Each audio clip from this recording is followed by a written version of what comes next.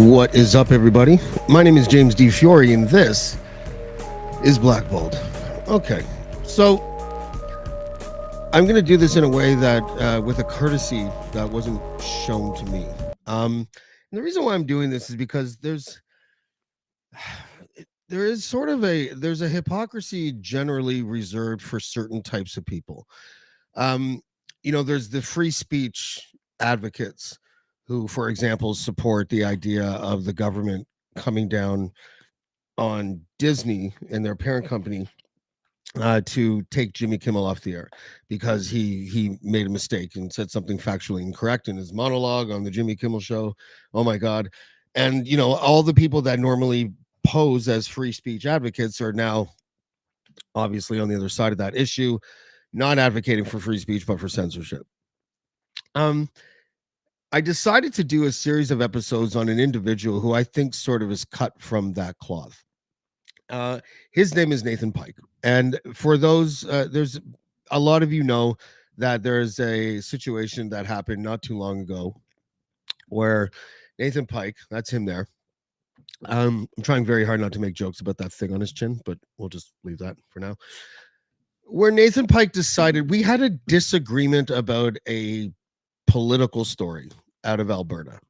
And this political story centered around Alberta Health Services, an organization that he technically works for, who, through Athena Mentzelopoulos, who was launching a lawsuit for wrongful dismissal as the CEO of Alberta Health Services.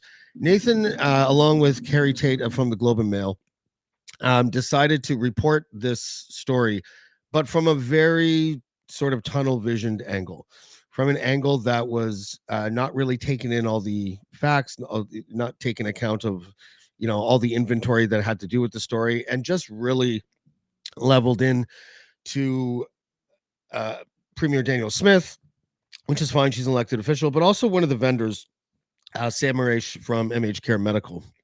And he did so in such a way that he's eventually sued and accused of harassment and defamation. I think the case against him looks pretty good, but that's just me. I'm not a lawyer.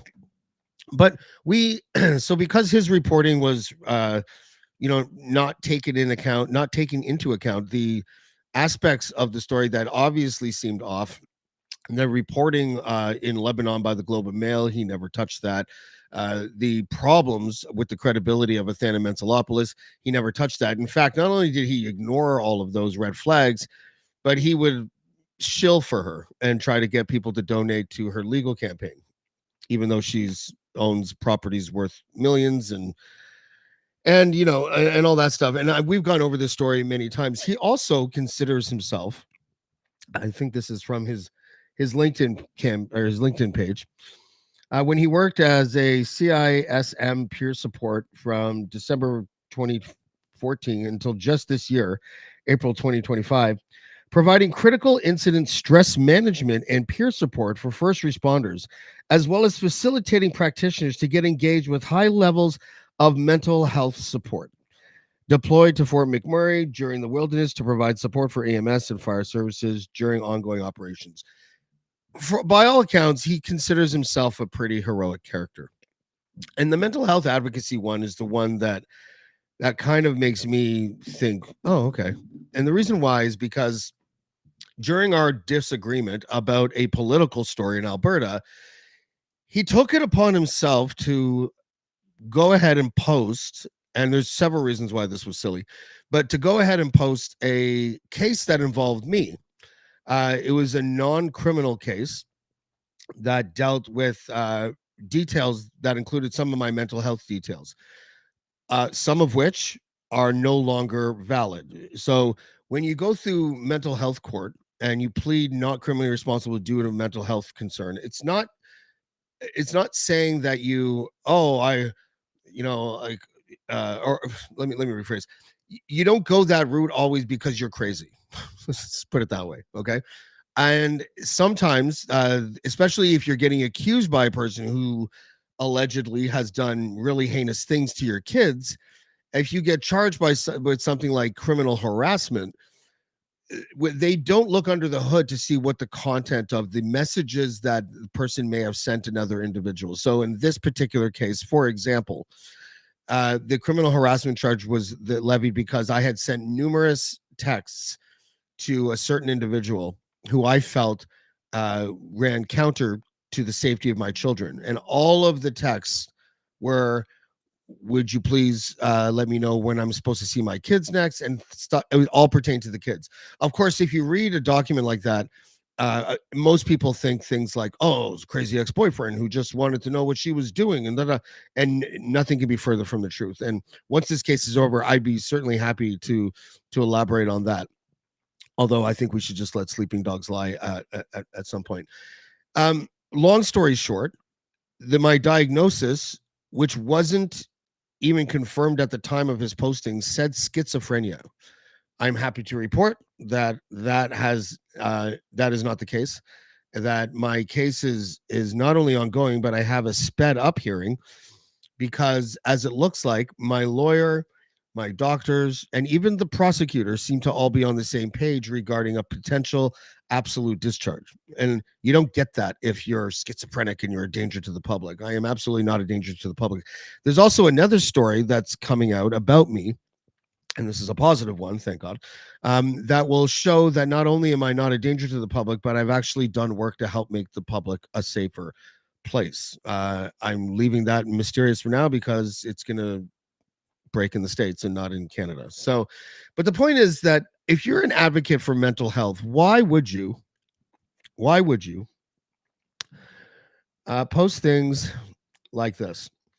The Breakdown has long tried to advocate for mental health and against the stigmatization of people navigating mental health issues. We are not sharing this information to stigmatize anyone. Okay. This court case was brought to us with concern. Now he's saying that he has concern for me, that I was being weaponized and exploited by bad faith actors. We cannot speak to that.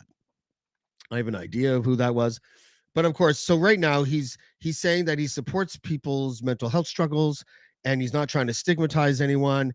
And by the way, he never contacted me to ask me what I thought about possibly being weaponized and exploited by bad faith actors, because he's a really thorough reporter, or so he says he is. Normally in these situations, and I've asked Nathan Pike to take this down.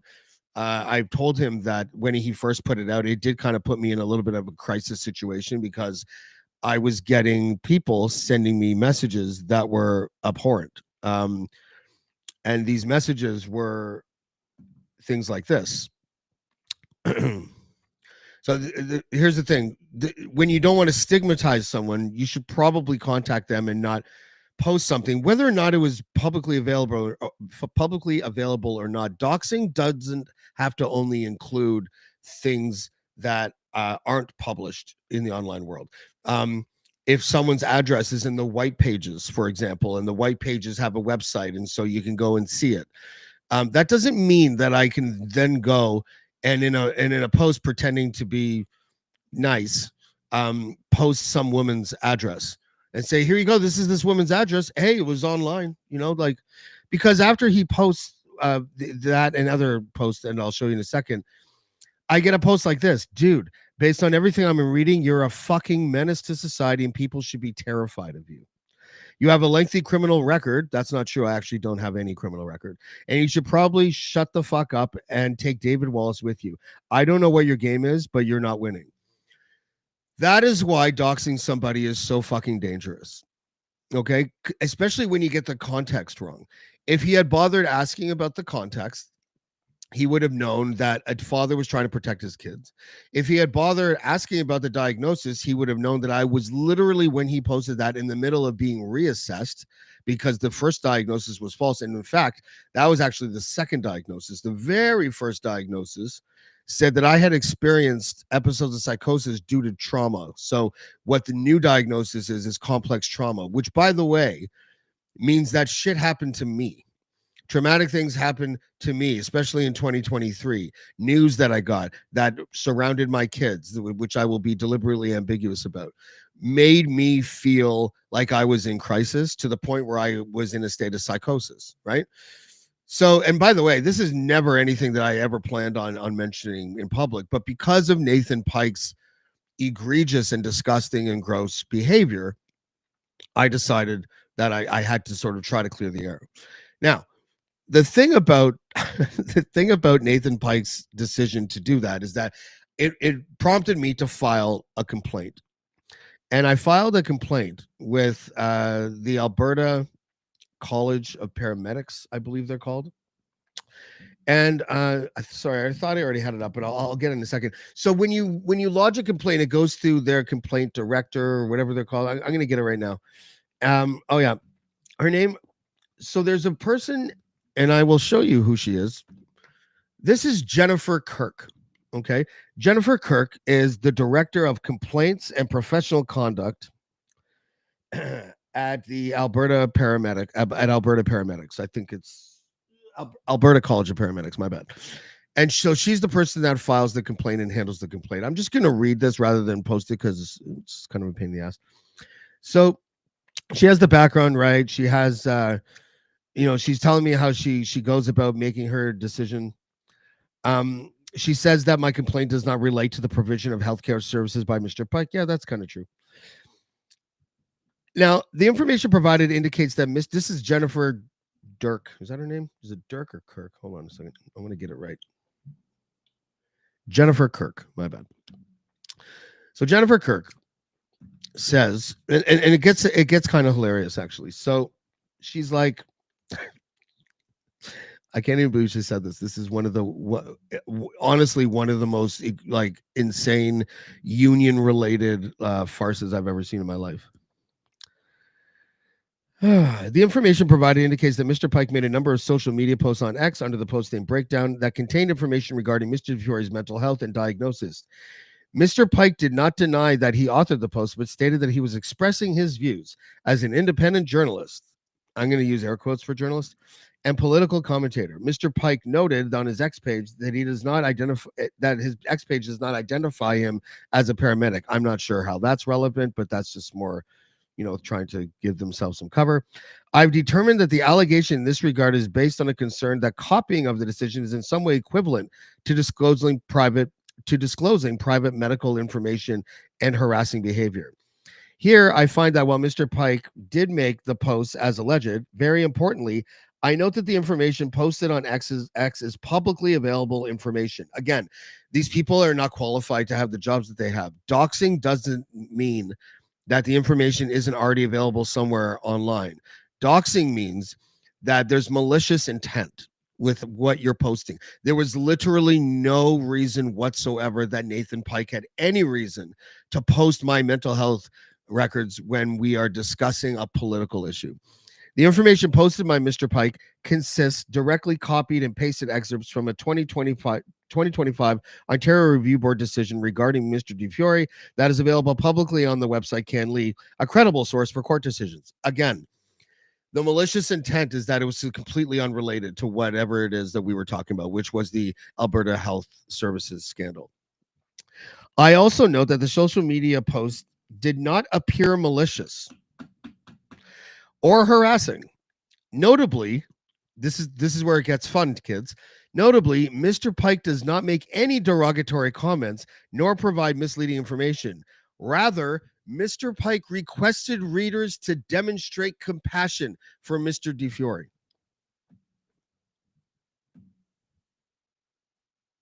Demonstrate compassion.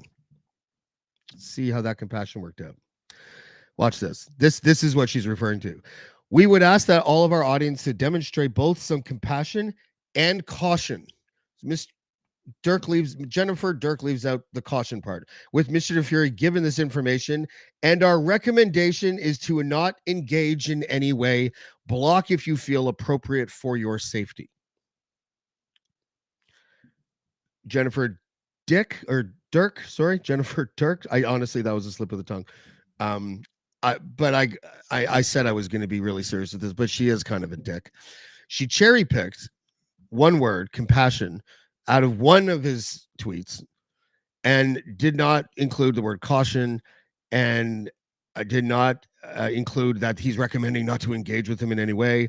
and to advise people block if they feel it's appropriate for your safety.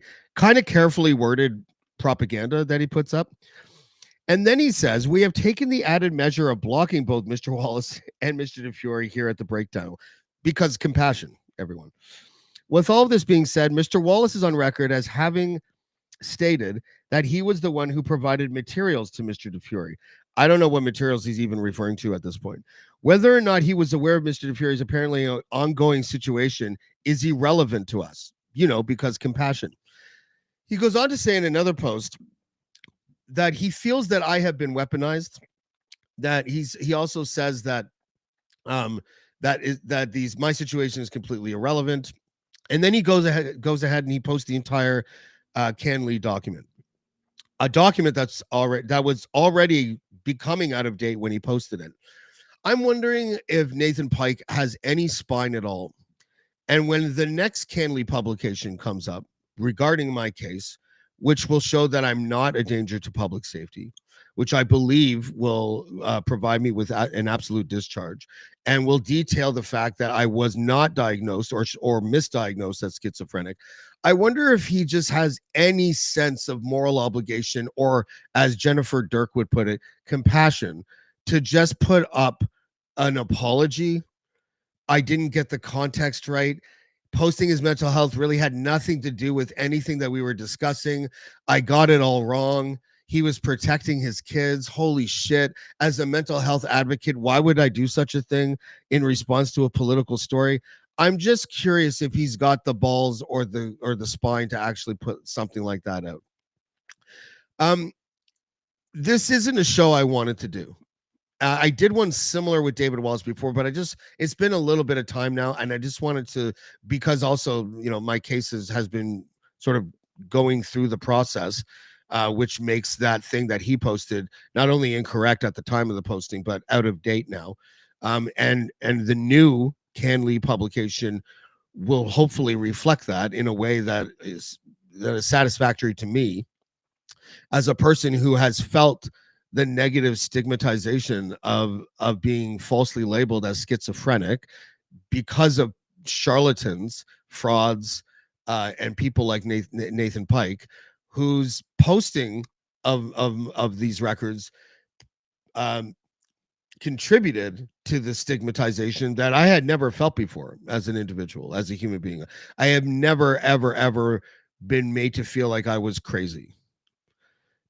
This idea that this union is going to tacitly endorse this type of post while working in a health services capacity is beyond me.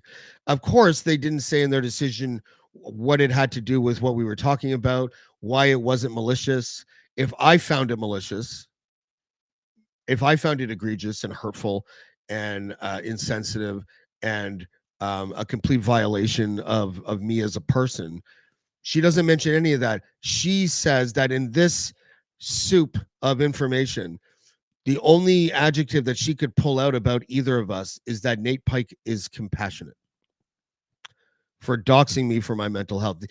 I don't know if it's because she's worked in this job for 12 years, I believe. Nate Pike's been at the government tit for his entire career, basically. He's also the worst reporter to have on an Alberta Health Services story, considering he works for Alberta Health Services. Like, I don't understand how people aren't going, well, maybe we should get our information about an Alberta Health Services story from a person who doesn't work at Alberta Health Services. It's just a thought. He's basically like a PR guy, acts as one. I'm not saying he is one. Don't sue me, Nathan. I'm just trying to show compassion, dick. You know what I mean? Like these people, they protect themselves because they don't want the reputation of whatever organization that they work for to be dragged through the mud, despite the fact that, like the people who are advocating censorship, who call themselves free speech warriors in the United States, a person who calls himself a mental health advocate would somehow find it's a good idea. It's a good idea to post someone's mental health details, publicly available or not. It's a ridiculous idea. I would love to see an Alberta Health Services spokesperson just be asked that question. Do you think it's a good idea for a mental health advocate to post the details of somebody's mental health details, mental health case in a different province because they had a political disagreement? Do you think that's helpful, especially in the context of being a mental health advocate? Nathan Pike should not be trusted on anything that has to do with politics or anything that has to do with healthcare. If he came to my door and I was injured, I would not want him as my paramedic. I know that behind the scenes he plays footsies with separatists who are anti Daniel Smith. Because he's anti Daniel Smith. So every time you see him there with the rallying cry for unity and a whole Canada, just remember who he's playing footsies with behind the scenes, because this man is not to be trusted. But he's on that side of the political spectrum where hypocrisy is just basically part of the game. They anybody that describes it, like, you should go to his LinkedIn page, go to Nate Pike's LinkedIn page. The self-congratulatory way in which he words his experience, these narcissists are just that. They are just people that they want to make themselves look like do-gooders. He has this aw shucks persona. He's nothing like that. There's no way that a person who has any ounce of decency, even if you really loathe a person for their political beliefs, to go that far and to post someone's private mental health details that are not only incorrect but taken out of context, and then have your own organization stand up for you and call you compassionate for the doxing itself, I think is ridiculous.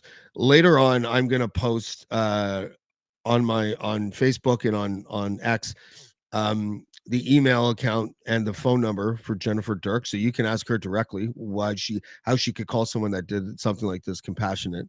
And we're going to continue on with 1 or 2 shows a week to describe Nathan Pike's bias reporting. I've been collecting examples over the last few days.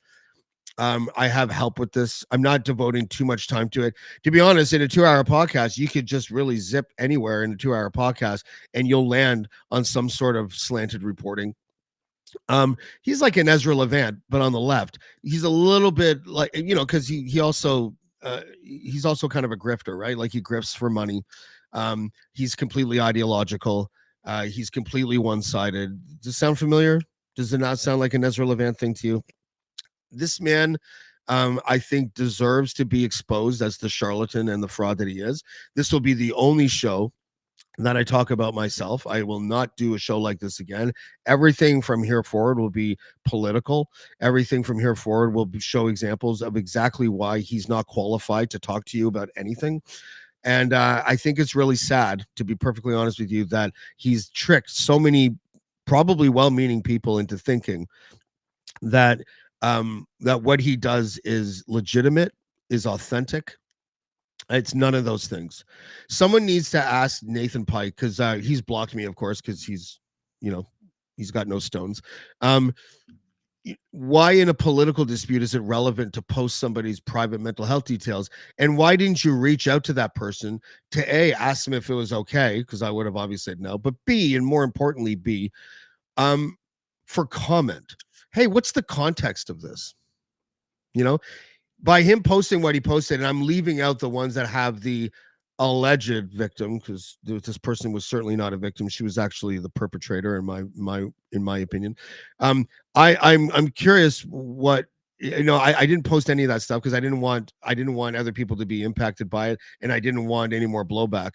But if he would have asked me the context, if he would have asked me, for the story, like, hey, what happened? And I decided that I want to tell him, what would he have done? Charlatans do this. This is what Ezra Levant does. Ezra Levant has stolen my footage before and just put it online and pretended that it didn't matter. But this is what charlatans do. This is what weak, sniveling, fraudulent reporters do. And let's not forget, there's a good reason why he's been a person who's been sued for harassment, right? There's a good reason for him being sued for harassment and for defamation, to the tune of I think it's like $6 million or something like that. I really hope he loses that lawsuit, Not only because I think the lawsuit is pretty legit from what I've seen, but also because maybe he'll learn a lesson, just not to be this type of person. Even Alan Hallman reached out to me to tell me how fucking egregious it was that Nathan Pike would do this. Which is crazy because Alan Hallman and I don't see eye to eye. And in fact, I'll even show you what a mea culpa looks like. Okay, Nathan, if you're watching, or if someone shows this to Nathan, I did a podcast about a week and a half ago or so, something like that, about an Alberta political operative who I said was arrested for uttering death threats. I played an audio, I did this and that. That person was Alan Hallman, and he called me, he got a hold of me, I think it was a text, and corrected me. I got bad info, I got bad intel, so I took it down and I apologized to him in a text message, and he's like, thanks, James. And I was like, no problem, you have a good day. And that was that. So maybe I want to know if Nathan Pike has the same ability to just go, look, I should have known better. I really should have known better. Because honestly, dude, like, what you deserve in response to that, I don't know if I'm the person that should say it, because I will admit my bias in this situation. I hope you lose that lawsuit, brother. I really do. I hope someone told me the other day, because I have a lot of support on this, a lot of friends that are telling me, not in the social media world, because honestly, a lot of my friends are done with social media, to be honest. They watch podcasts and that's it. They don't comment anymore. But a lot of people are like, this is a guy who's never been punched in the face. You can tell he just keeps going at people in a way that is so disgusting and so, laced in toxicity, that you can just kind of tell that the dude's never been punched in the face. And I'm not advocating to punch Nathan Pike in the face. I don't want anyone to touch Nathan Pike, obviously. I really don't. I want Nathan to learn a lesson in a different way. I want him to lose that lawsuit, and I want him to understand that you cannot call yourself a mental health advocate if you dox somebody for their mental health details. And please learn the meaning of doxing, everybody. Doxing does not only mean private information that's not available in the public sphere. It also means malicious intent when you provide a certain information that may have been publicly available. But I had a lawyer friend who told me, James, it took me like 45 minutes to find that, Googling you. Like, this wasn't an easy find. So whoever sent that to him, or if Nathan got it himself, he's too much of a weakling to tell me how he got it. He won't answer a text when I asked him to take it down.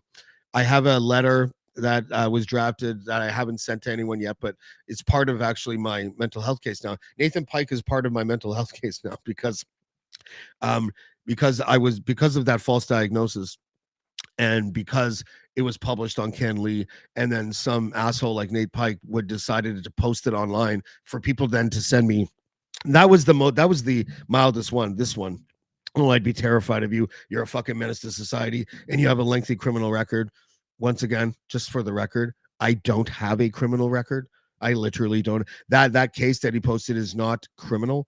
I'm non-criminally responsible. It literally says that at the top. But it's part of that case now, because it did put me in a state of crisis at that point, because I'm dealing with a lot. And when you deal with as much shit as I'm dealing with, and I'm talking about things that have to do with some of the work that I've been doing over the last 4 years, which is coming out shortly, so that people can understand that not only am I not a risk to public safety, my actions have actually made the public a safer place. And listen to me. I don't need to explain that yet. It will come out when it comes out. I'm only saying that in defense of myself, because someone's got to defend you have to defend yourself in the face of this type of egregious act. So I just want to let everyone know that I received so many positive emails. People that are friends with Nate Pike have told me that they're disappointed in him. And then some people that are friends with me and Nate Pike that remain neutral, I've decided I'm not friends with them anymore. And I think that's I think you have to be principled. So if you're going to be for doxing people for their mental health records, cool. I guess that's what you want to do. If you say that you're not for it, but you don't want to get involved, you can go fuck yourself, because that means that you're not really a friend. You're just a person that wants to stay safe and play nice in the sandbox with everybody. I honestly, if I had two friends and one friend did that to the other, I would demand he take it down. and I just wouldn't talk to him again until he did take it down and profusely apologize, because I thought he was drunk when he first did it, but the grammar looked good. So that's that. So we're going to continue to do the Pike Report. I think I'm going to get a logo going. If you guys think I'm spending an inordinate amount of time on this, like I said, to prepare for a Nathan Pike episode where you take 20 minutes or half an hour and expose, a few of his biases and talk about it, that whole preparation and research takes about 20 minutes. So it's not going to be that big of a deal. So until then, we'll see you next time on Black Bolt.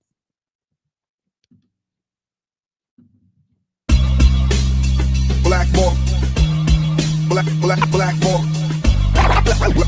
Black more. Black more. Black.